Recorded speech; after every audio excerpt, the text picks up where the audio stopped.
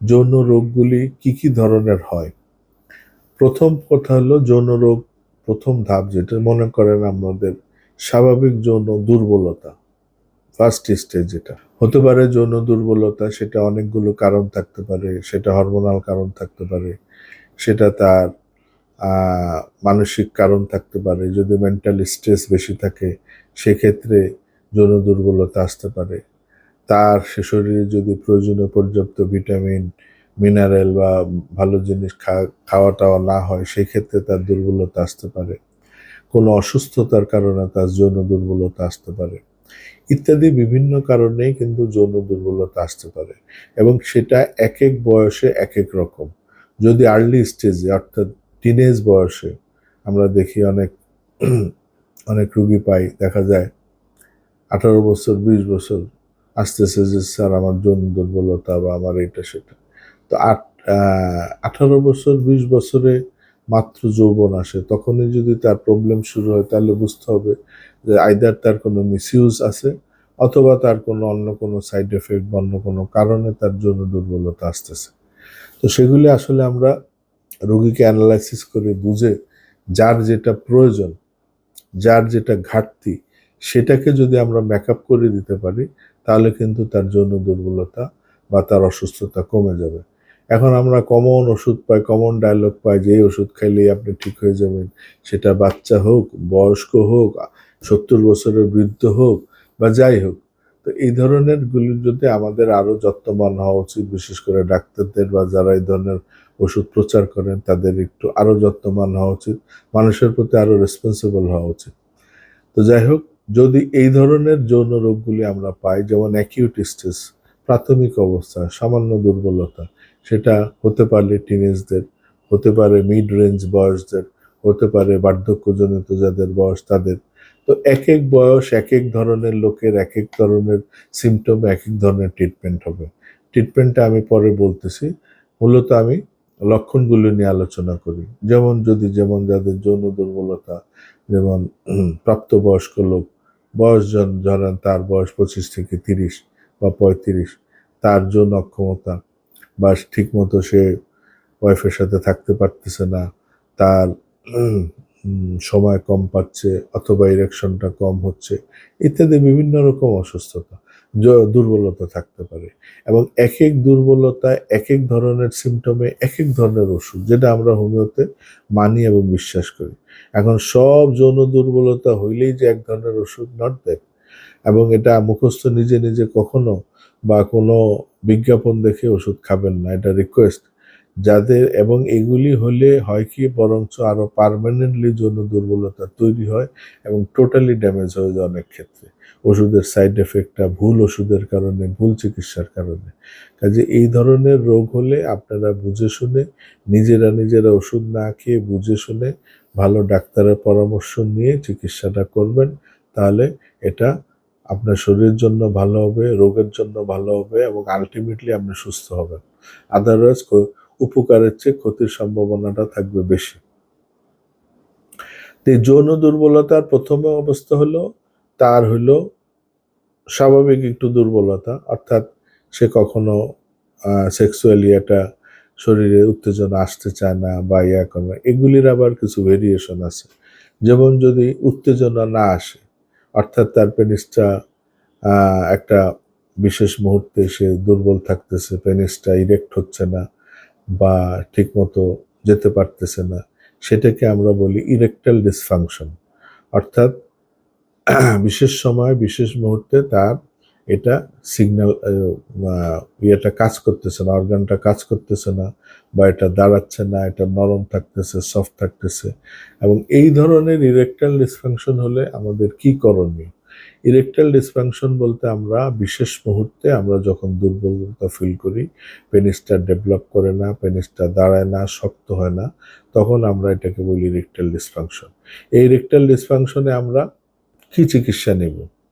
যদি দেখা যায় যে আর্লি এজে তার মিসইউজের কোনো ইতিহাস আছে, অর্থাৎ আর্লি এজে সে খুব হস্তমৈথুন করছে যখন তার মাত্র উঠতি বয়স, অর্থাৎ 15 থেকে 20-এর মধ্যে বা 14 থেকে 20-এর মধ্যে সে খুব হস্তমৈথুন করত, খুব মিসইউজ করত, সে তারপরে হয়তো হয়তো কখনো কখনো সে খারাপ জায়গায় যেত, অথবা সে বিভিন্নভাবে এটা আহ, আহ, স্বপ্নদোষ হয়ে বা বিভিন্ন কারণে এটা দুর্বল হয়েছে।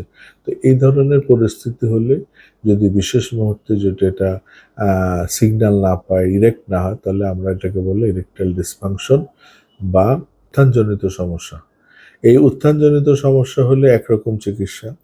আবার যদি যাদের দেখা যায় কি যে ইরেকটাইল ডিসফাংশন ঠিক আছে, তার স্ট্রং হয়, পেনিস ইরেক্ট হয়, সব কিছু ঠিক আছে, কিন্তু সে টাইম পাচ্ছে না, তখন আমরা ওটাকে বলবো আর্লি ইজাকুলেশন, অর্থাৎ দ্রুত বীর্যপাত। হ্যাঁ, এখানে কিন্তু কয়েকটা ভেরিয়েশন আছে। যেমন প্রথম কথা হলো ইরেকটাইল ডিসফাংশন, তার পেনিসটা ইরেক্ট হয় না, অর্থাৎ শক্ত হয় না। দ্বিতীয় ধাপ হলো পেনিস শক্ত হয় ঠিকই, কিন্তু বিশেষ মুহূর্তে গেলে সে থাকতে পারে না, এটা আর্লি ইজাকুলেশন বলে, অর্থাৎ দ্রুত বীর্যপাত হয়ে যায়।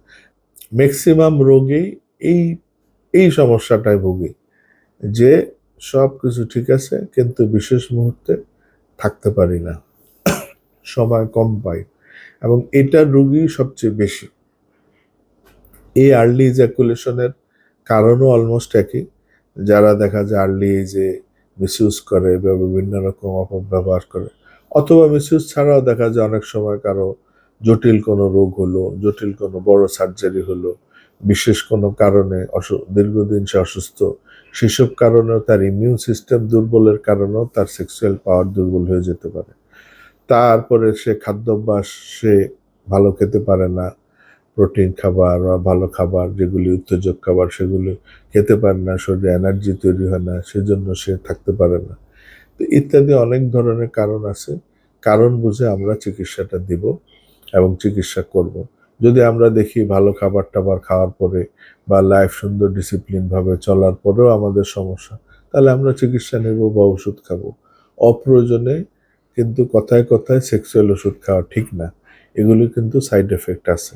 এবং অনেক ক্ষেত্রে অ্যালোপ্যাথিক সেক্সুয়াল মেডিসিনগুলি সব স্টেরয়েড দিয়ে তৈরি, যেগুলি সাময়িক আপনাকে বুস্ট আপ করবে, কিন্তু আলটিমেটলি পার্মানেন্টলি আপনাকে ড্যামেজ করে দেবে। তো এই আর্লি ইজাকুলেশন যদি দেখা যায় 1 থেকে 2 মিনিট থাকতে পারতেছে বা এর বেশি পারতেছে না, তখন আমরা তাকে আর্লি ইজাকুলেশনের চিকিৎসা দিব, বা তার সময়টা যাতে লিঙ্গার করে, অর্থাৎ সময়টা কখন কমে যায় সেটা একটা মেইন ফ্যাক্টর। যখন বীর্যটা বা স্পার্মটা খুব পাতলা থাকবে, তখন দেখা যায় এটা খুব দ্রুত ইজাকুলেশন বের হয়ে যাবে। আর যখন দেখা যায় যে তার বীর্য বা স্পার্ম খুব ঘন, সিমেন্টটা খুব ঘন এবং বীর্যর কোয়ালিটি ভালো, তখন দেখা যায় সেটা আস্তে আস্তে হবে, খুব র্যাপিডলি আউট হবে না, ডিসচার্জ হবে না। তখন সেই ক্ষেত্রে আমরা প্রথম কথা আমরা দেখব তার বীর্য বাড়ার জন্য, বীর্যকে ডেভেলপ করা, ম্যাচিউর করার জন্য, ঘন করার জন্য আমরা চিকিৎসা দেব। যদি আমরা ওই চিকিৎসা দিয়ে যদি দেখি যে আলহামদুলিল্লাহ তার টাইম বেড়ে গেছে, তাহলে দ্যাটস এনাফ। আর যদি দেখি যে না, বীর্য ডেভেলপমেন্ট ঠিক আছে, বীর্যর কোয়ালিটি ঠিক আছে, কিন্তু তার সময় নেই, তখন আমরা তাকে অন্য ট্রিটমেন্ট দেব। তবে সেই ক্ষেত্রে মাথায় রাখতে হবে কোনো অবস্থায় যাতে কোনো রোগী স্টেরয়েড না খায়।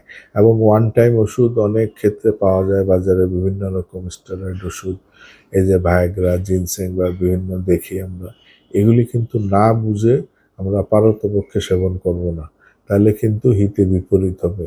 ভালো হওয়ার চেয়ে পার্মানেন্টলি ক্ষতির আশঙ্কা সবচেয়ে বেশি। তৃতীয়ত আমরা আসি আরেকটা জিনিস, সেটা হলো ইম্পর্টেন্সি, অর্থাৎ টোটালি সে পারে না, অর্থাৎ তার ইরেকশনও হয় না, তার টাইমিংও নাই, কিছুই নেই। তার যে একটা যন্ত্র আছে বা একটা পেনিস আছে বা একটা একটা মেকানিজম আছে, সেটা সে বুঝেই না, এটা ফিলই করে না, মনে হয় কিছু নাই। তো এই রকম হলে এটাকে আমরা বলি ইম্পর্টেন্সি, বা বাংলায় বললে ধ্বজভঙ্গ। ধ্বজভঙ্গ হলে আমরা ভালো ডাক্তারের কাছে যেতে হবে, ভালো ওষুধ খেতে হবে, নালে কিন্তু ধ্বজভঙ্গ ভালো করতে গিয়ে রোগীর জীবনই শেষ। দেখা যায় ওষুধের সাইড এফেক্টে অনেক ধরনের প্রবলেম হয়। এই ধ্বজভঙ্গের সিমটম কি?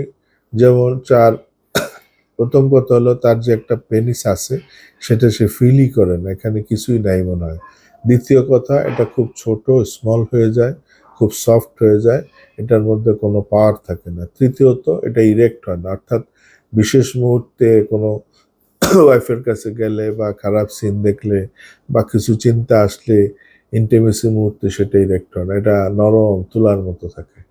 চতুর্থত হলো এটা সাইজে ছোট হয়ে যায়। পঞ্চমত হলো এটা স্পার্ম, যদিও কোনো রকম ইরেক্ট হয়, স্পার্ম থাকে না, স্পার্ম নাই ভিতরে, বা স্পার্ম থাকলেও পানির মতো দেওয়ার সাথে সাথে এটা ডিসচার্জ হয়ে যায়। তো এই ধরনের যদি সিমটম হয় তাহলে আমরা বুঝবো এটা ধ্বজভঙ্গ রোগ। এবং এই ধ্বজভঙ্গ রোগ হলে আমরা চিকিৎসা নেব। প্রথমত হলো আমরা ভালো কিছু খাবার, যেমন দুধ, বাদাম, খেজুর, কলা, এই ধরনের ভালো ভালো ডিম, এই ধরনের ভালো ভালো আমরা খাবারগুলো খাবো। এবং আমরা সাথে সাথে ওষুধ নেব। ওষুধ যেমন দেখা যায় কিছু ন্যাচারাল ওষুধ যেমন আছে, যেগুলি অনেক ক্ষেত্রে কারো কারো ধ্বজভঙ্গের উপকার হয়, যেমন অশ্বগন্ধা পাউডার, এটা একটা ভালো হার্বস, এটা কখনো কখনো কারো কারো উপকার হয়।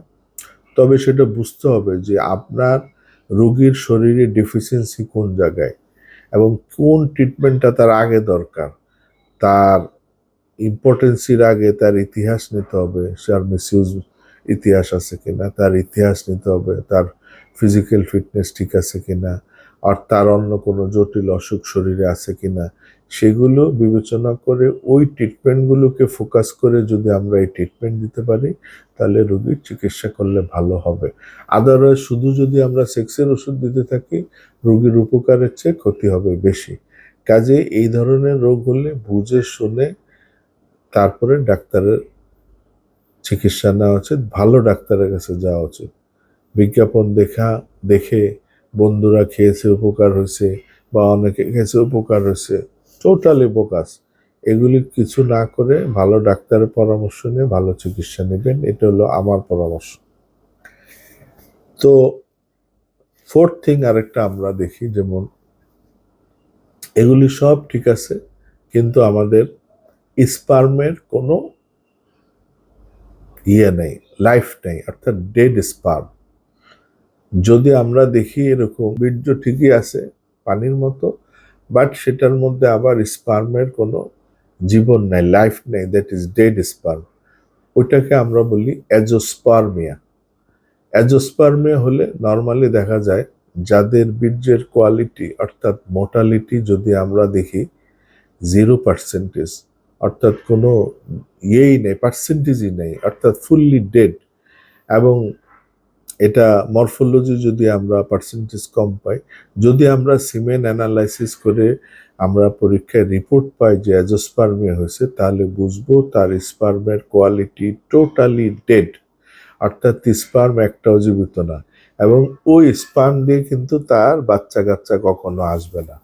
সেই ক্ষেত্রে যেসব বান্ধাত্ব যৌন রোগগুলি কি ধরনের হয়, প্রথম কথা হলো যৌন রোগ, প্রথম ধাপ যেটা মনে করেন আমাদের স্বাভাবিক যৌন দুর্বলতা, ফার্স্ট স্টেজ যেটা হতে পারে যৌন দুর্বলতা, সেটা অনেকগুলো কারণ থাকতে পারে, সেটা হরমোনাল কারণ থাকতে পারে, সেটা তার মানসিক কারণ থাকতে পারে, যদি মেন্টাল স্ট্রেস বেশি থাকে সেক্ষেত্রে যৌন দুর্বলতা আসতে পারে, তার সে শরীরে যদি প্রয়োজনীয় পর্যাপ্ত ভিটামিন, মিনারেল বা ভালো জিনিস খাওয়া টাওয়া না হয় সেক্ষেত্রে তার দুর্বলতা আসতে পারে, কোনো অসুস্থতার কারণে তার যৌন দুর্বলতা আসতে পারে, ইত্যাদি বিভিন্ন কারণেই কিন্তু যৌন দুর্বলতা আসতে পারে।